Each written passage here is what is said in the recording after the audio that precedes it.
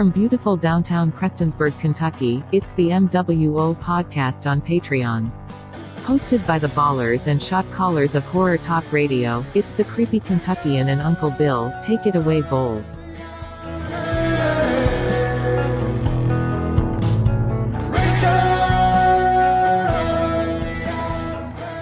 Howdy, folks. It is the July 28th edition of the mWo podcast here on Patreon, baby.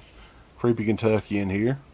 I'm Uncle Bill. How y'all doing? Uncle Bill's on here. It's the biggest story that came out over the last couple of days. And I don't know what you think about this, because this kind of hit everybody out of left field. And they haven't officially announced the deal, I don't think. I think this came out from the New York Times, that it's a $400 million deal with Universal Pictures and Peacock, getting the rights to do a new Exorcist Trilogy, right? Yeah.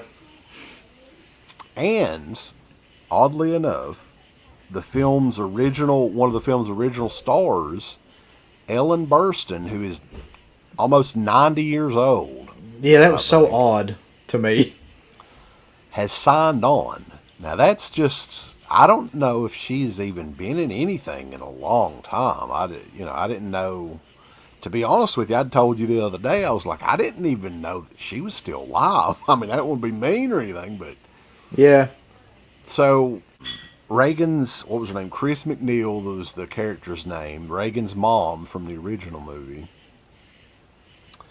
And it's a $400 million deal that is just, I'm surprised at it, and for the amount, right? So $400 million for a series that, let's be honest, I love Exorcist 3. I think it's a really good movie. It's an underrated movie and everything. But that series hasn't been worth anything since the original, I mean, as far as big money draw, since the original movie. I think that they know there's money to be had in that series, but they've never been able to find it.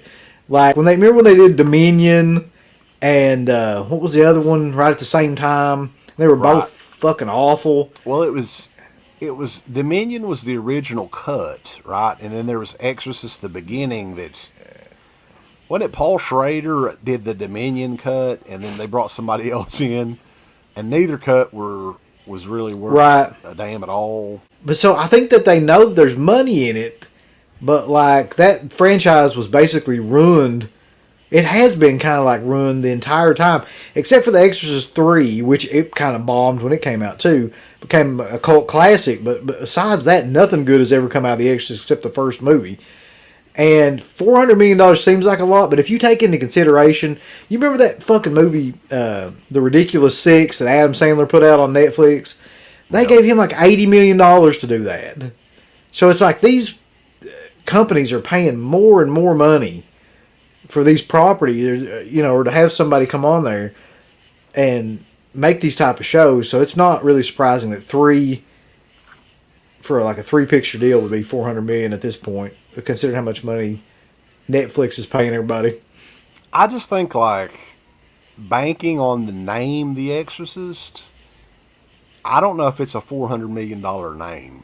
You know what I'm saying? Because I don't think it is. Like, the original movie came out all the way back 1973. So odds are by the time the first movie in this trilogy comes out, the original film will be 50 years old at that point.